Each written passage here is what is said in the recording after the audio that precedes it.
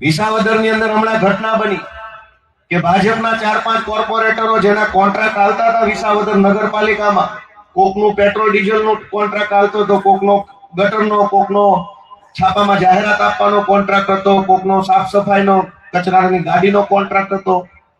વિસાવદર નગરપાલિકામાં કોઈ chief officer હારા માણસ આવી ગયા, ઈમાનદાર વતન પ્રેમી માણસ, એટલે એને ખોટા બિલ ઉપર સહી ક્યાંયથી થાય.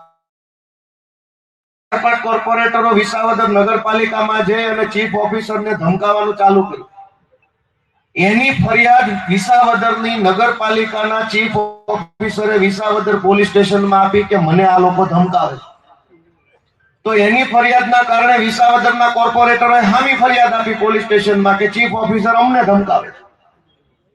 પોલીસે શું કર્યું કે તે દિવસે વિસાવદરના ચીફ ઓફિસરની ધરપકડ કરી લીધી, જામીન લેવડાવ્યા. અને ભાજપ વાળાની ઉપર જે ફરિયાદ ચીફ ઓફિસરે કરી એની તપાસ ચાલુ છે. હવે કે દિવસે પૂરી થાય ભગવાન જાણે.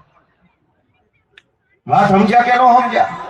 સરકારી માણસને પકડીને જેલમાં પૂરી થઈને જામીન બામીન લેવા પડ્યા. ભાજપના માણસોને કઈ ન થયું. એકવાર જોરથી તાળીઓ પાડો. કેવી સારી વાત કહેવાય. તમે ને હું કેશોદના કે તમારી પોતપોતાની નગરપાલિકાના ચીફ ઓફિસરને 4 શબ્દો કહી દઈએ તો ઓછા ઉતર્યા? તો ક્યાંના પાસા કરી નાખું, કાચા કરી નાખું, પાકા કરી નાખું કે એટલું કરી નાખે. પણ ભાજપના માણસો ચીફ ઓફિસરને ધમકાવી ગયા તો વિસાવદરના પોલીસ વાળાઓએ સિંગમગીરી બતાવી.